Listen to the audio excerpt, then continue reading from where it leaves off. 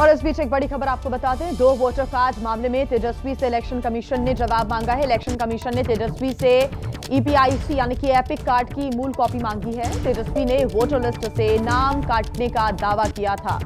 तो electors photo identity card यानी कि मतदाता फोटो पहचान पत्र, जिसे आम भाषा में वोटर आईडी कार्ड भी कहते हैं, तो इसकी कॉपी जो है, जो मूल कॉपी है, वो यहां पर इलेक्शन कमीशन की तरफ से मांगी गई है और जवाब भी तेजस्वी से मांगा गया है। और आइए अब खबरों में आगे बढ़ते हैं, बात करते हैं बिहार के बेतिया की, जहां पर रविवार सुबह से शुरू हुई झमाझम बारिश ने पूरे शहर को जलजमाव की चपेट में ले लिया है। आपको बता दें कि बारिश के कुछ ही घंटों के भीतर कई इलाकों में स्थितियां गंभीर हो चली और शहर के लगभग हर इलाके में इस वक्त घुटने भर तक पानी भर गया। इस वजह से बेतिया में एक दुर्घटना हो गई जब एक शख्स अपनी मोटरसाइकिल के साथ ही एक खुले मैनहोल में जा गिरा।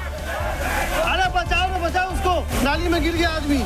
शहर के कमलनाथ शहर इलाके में सड़कों पर इतना पानी भर गया कि नाले और सड़क का फर्क मिट गया। ऐसे में बाइक सवार को बीच सड़क पर मैनहोल के ढक्कन गायब होने का पता नहीं लगा और वहां पहुंचते ही इस शख्स की बाइक का पहिया खुले मैनहोल में फंस गया और अचानक ये शख्स नाले में समाने लगा।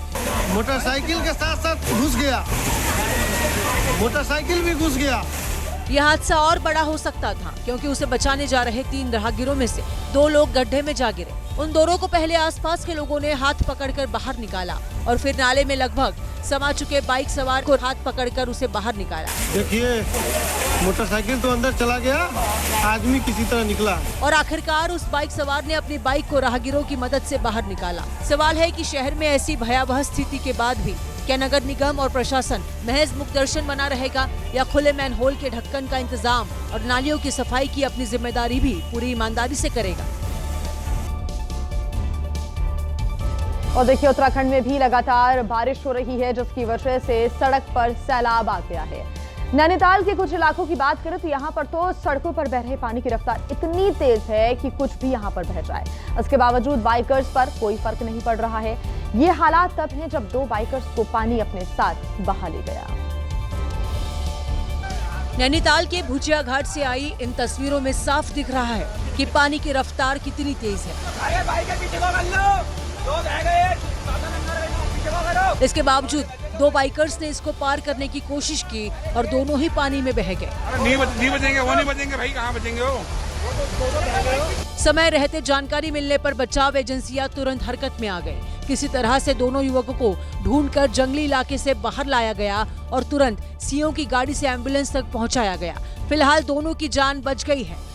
इस घटना के बाद भी नैनीताल में बाइकर्स पर कोई असर नहीं पड़ा। हल्द्वानी सल्डी रोड पर मलबा आने से ट्रैफिक रुका तो बाइकर्स अपनी जान से खिलवाड़ करते नजर आए। कोई मलबे के ऊपर से बाइक को धक्का देकर निकालने लगा तो कोई बाइक पर बैठकर उसे निकाल रहा था।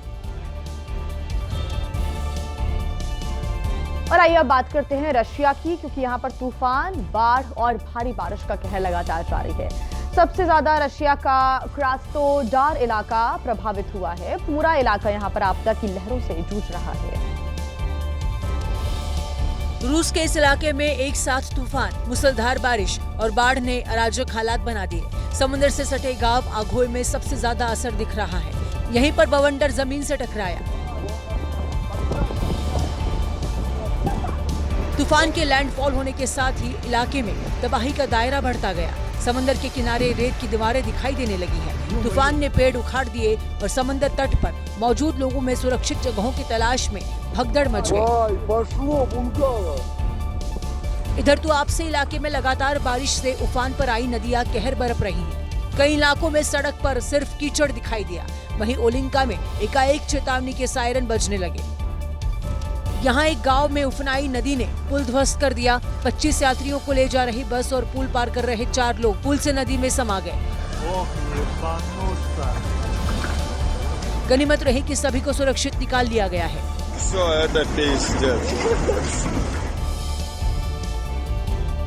और आइए अब खबर आपको दिखाते हैं मध्य प्रदेश से, जहां के धार में मंत्री कैलाश विजयवर्गीय की सुरक्षा में चूक का मामला सामने आया है। दरअसल नगरीय विकास मंत्री कैलाश विजयवर्गीय धार बदनावर में मातृशक्ति कावड़ यात्रा में शामिल होने के लिए पहुंचे थे, जहां उनके स्वागत में कार्यकर्ता फूलों की माला पहनकर उनका स्वागत कर रहे थे।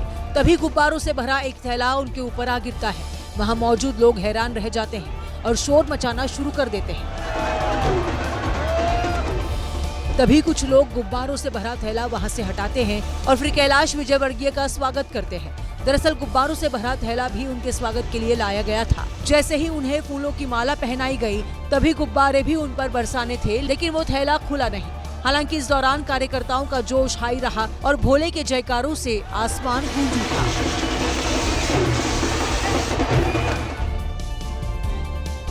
और इस बीच एक बड़ी खबर आपको बता दें, मालेगांव और धर्मांतरण के मुद्दे पर आरएसएस के राष्ट्रीय कार्यकारिणी के सदस्य सुरेश भैयाजी जोशी ने एक बड़ा बयान दिया है।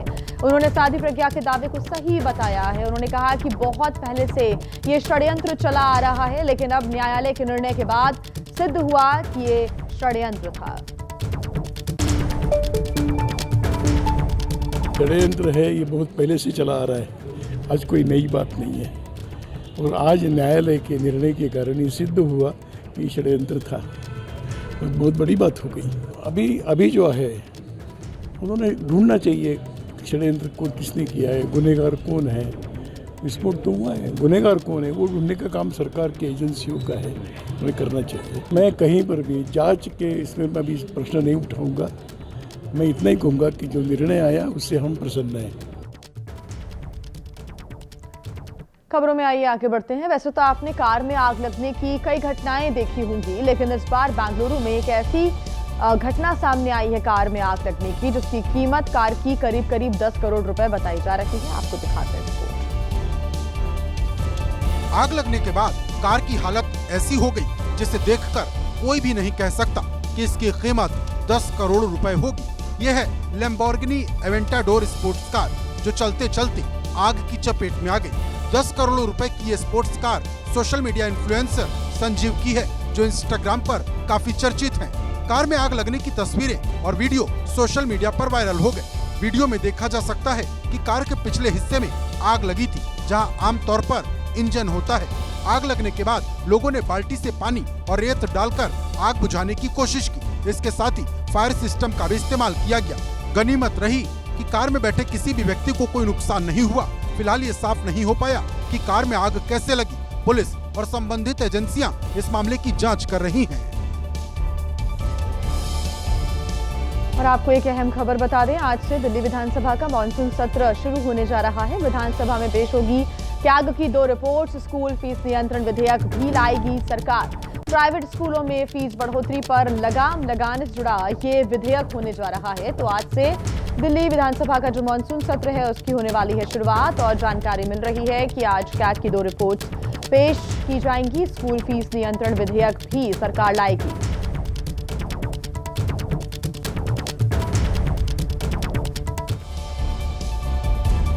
आइए आपको बता देते हैं कि दिल्ली विधानसभा के मॉनसून सत्र के पहले दिन आज क्या कुछ होने वाला है। बता दें कि आज CM Rekha Gupta 2 CAG reports सदन में पेश करेंगी। साथ ही इनमें से एक वित्त वर्ष 2023-24 के राज्य स्टेट फाइनेंस से जुड़ी हुई रिपोर्ट है, जबकि दूसरी जो कैग की रिपोर्ट है वो 31 मार्च 2023 को समाप्त हुए साल के लिए welfare of building and other construction workers से जुड़ी हुई है।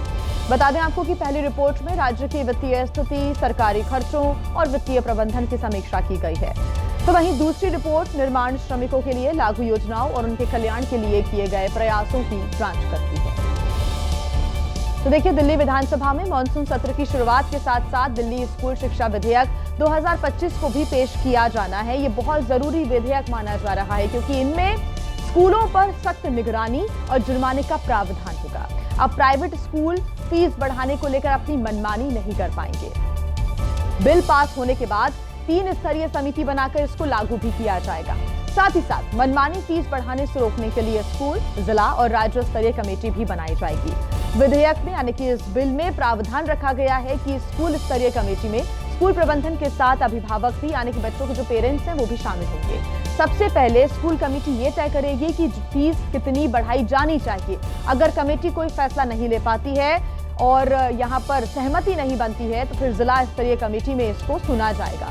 जिला स्तर पर बात नहीं बनने के बाद स्टेट रिवीजन कमेटी में फीस पर फैसला लिया जाएगा। ऐसे में स्कूलों की फीस बिल्डिंग की क्वालिटी, बेसिक इंफ्रास्ट्रक्चर, शैक्षणिक प्रदर्शन, फंडिंग की जरूरत जैसे 18 पैरामीटर्स को ध्यान में रखकर ही तय की जाएगी। फीस तय होने के बाद अगर स्कूल मनमानी फीस बढ़ाएगा तो पहली बार उल्लंघन करने पर 1 लाख रुपए से 5 लाख रुपए तक का जुर्माना लगाया जाएगा। स्कूलों के बार बार उल्लंघन करने पर 2 लाख रुपए से 10 लाख रुपए तक का जुर्माना लगाया जा सकता है। ऐसे में स्कूलों को बढ़ी हुई फीस भी 20 दिन में वापस करनी होगी। विधेयक में फीस ना भर पाने पर नाम काटने या फिर परीक्षा परिणाम रोकने जैसी जबरदस्ती पर भी रोक लगाने का प्रावधान रखा गया है।